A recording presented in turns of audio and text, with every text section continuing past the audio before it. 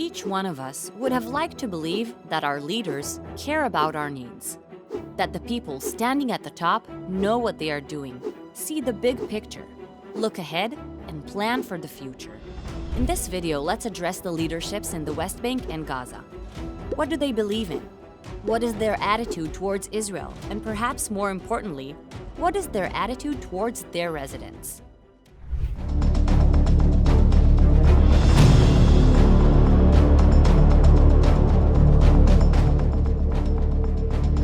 The year is 1994. Israel and the Palestinian side, led by Yasser Arafat, signed the Oslo Accords. This means that the IDF and Israel are withdrawing from extensive areas in the West Bank and Gaza, and the control over them is transferred to the Palestinian Authority, the PA. Palestinian police forces and enforcement agencies are established and use Israeli weapons. Yes, surprising indeed, but true. Everything looks promising, but the terror doesn't stop. Radical elements on the Palestinian side who do not accept the agreements carry out, in the period between 1993 and 1999, no less than 23 suicide bombings targeting innocent civilians, citizens going about their daily lives. Arafat himself supports terrorism.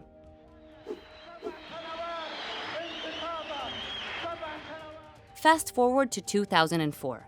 Arafat dies, and Mahmoud Abbas, Abu Mazen, who serves as the PA's head to this day, is elected in his place. The attitude towards Israel has not changed.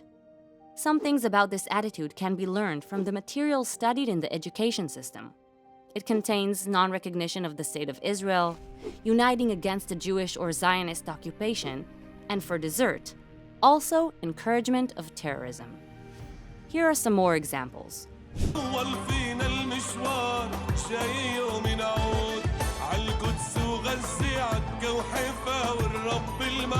أنا جايبة معها رسومات خارطة فلسطين، شايفين كيف خارطة فلسطين هاي كلها رح ترجع لنا إن شاء الله. كل الخارطة هاي رح ترجع لنا. But still, believe it or not, Abu Mazen and the PA are more moderate than the terrorist organizations. Abu Mazen sometimes condemns terrorism and notes that the way to resolve the conflict is through negotiation. And indeed, certain contacts with the Palestinian Authority have taken place, in contrast to no contact with Gaza's leadership. In the summer of 2005, in a dramatic move, Israel withdrew completely from Gaza and uprooted all Jewish residents and military presence. The intention was for Gaza to develop and prosper, and for the Palestinians to finally establish their first step towards becoming an independent state. In practice, the exact opposite happens. In January 2006, during the elections in Gaza, an extremist Islamist terrorist organization called Hamas is elected.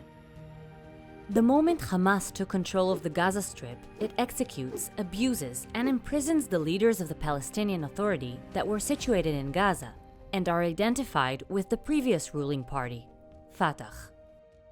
But who are these Hamas organization activists anyway? The year is 1987, the days of the First Intifada, the awakening in Arabic. Here is Ahmed Yassin. He grew up in the Shari refugee camp and from a young age was a devout Muslim. He became one of the leaders of the Muslim Brotherhood movement in the Gaza Strip and managed to unite all its activities under him. With the outbreak of the First Intifada, he is the one that establishes the Hamas movement. أنا أقول إن إسرائيل بائدة إن شاء الله في القرن القادم في الربع الأول منه، وبالتحديد أنا بقول 2027 بتكون إسرائيل مش موجودة. Hamas has a clear charter that first and foremost defines the essence of its members.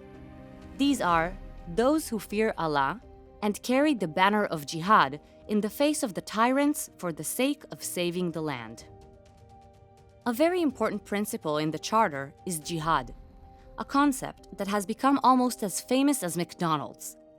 This is a term that describes the duty of the Muslim believer to wage war and violent struggle against the infidels. That is, against anyone who is not Muslim. Jihad includes armed confrontation with Israel through terrorism and terrorists. including encouragement, support, and involvement in acts of terror against civilians. هذه كانت مجرد بروفة، مجرد مناورة صغيرة لما يمكن أن يكون لو حاول أن يمس بالمسجد الأقصى مرة أخرى. Under a policy of terror, all means are valid, including brutal suicide operations in which dozens of Israelis are murdered. And murdered. And murdered. All these wonderful values, the armed struggle and acts of terror, are instilled in the residents of the Strip. And it starts at a very young age. Here are a few examples. And no, it's not Halloween. Children, weapons, missiles. It's normal in the land of Hamas. But where does the money come from? How is all this goodness financed? The large amount of weapons, the impressive military force, is funded by the main patron, which is Iran, providing Hamas with money, weapons, and training. What do they do with all this money? In not so many words, terror. Terror such as demonstrated so clearly on October 7th. 3,000 terrorists from the Gaza Strip suddenly infiltrate civilian settlements and a music festival with thousands of young people, where they shoot at anyone who stands in front of them. In the attack, about 1,145 Israelis and foreigners were murdered and killed. Most of them civilians. Nearly 2,000 people were injured, and about 253 people were kidnapped. At the same time, although no words can truly describe it, unbearable atrocities took place.